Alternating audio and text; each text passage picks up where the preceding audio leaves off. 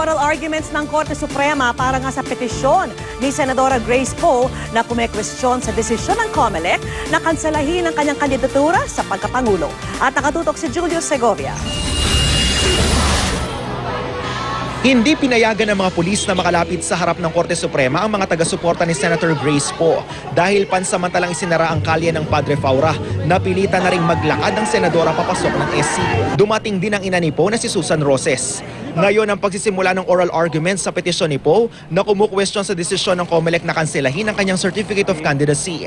Muling iginiit ng abogado ni Poe na si Attorney Alex Poblador na natural-born Filipino ang senadora. Naabot din daw nito ang minimum 10-year residency requirement para sa mga tatakbo sa pagkapangulo.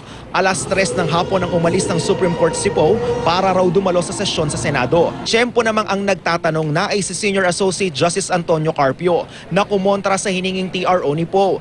At isa rin sa tatlong maestradong nagsabing hindi natural-born citizen ang senadora nang bumoto sa Senate Electoral Tribunal. Hindi nag-inhibit ang tatlo sa pagdinig ngayon sa Supreme Court na hinihingi sana ni Poe. Ayoko na magkomento ukol dyan.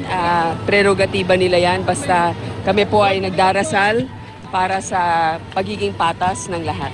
Giit naman ni Justice Leonardo de Castro, hindi automatic na itinuturing na natural-born citizen ang isang foundling gaya ni Poe. Magkakaroon lang daw ng citizenship ang isang foundling kung inampon ang bata.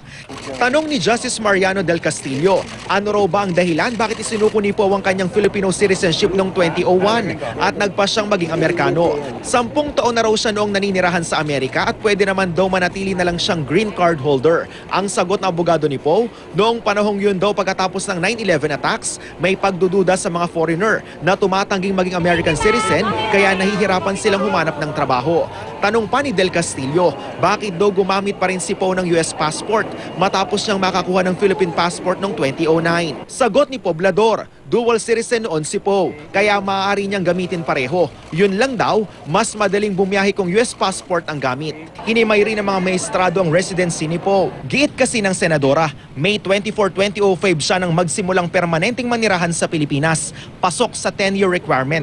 Taliwas ito sa inilagay niya sa kanyang Certificate of Candidacy sa pagkasenador noong 2012, na 6 years and 6 months pa lang siyang naninirahan sa bansa. Kaya kung susumahin, kapos ng 6 na buwan sa residency requirement para makatakbo sa pagkapresidente. Questionable rin daw kung bakit 2010 pa nag-renounce ng kanyang US citizenship si Poe. Gayong sinasabi niyang 2005 pa siya nakatira sa Pilipinas. Sagot ng abogado ni Poe, dual citizenship naman daw ang senadora ng panahon na yon, kaya lalabas na re-acquired na rin niya ang kanyang Filipino citizenship. Handa raw ang kampo ni Senator Grace Poe anuman ang maging desisyon ng Korte Suprema sa kanyang petisyon na ipabasura ang COMELEC ruling na nagkansela sa kanyang kandidatura sa pagkapangulo ngayong May 2016 elections. We subjected ourselves to this process precisely because we respect the law and the legal process. Whatever the decision will be, we are ready to accept it. On the other hand, we remain optimistic and we are truthful in our statements. Julius Segovia, nakatutok 24 oras.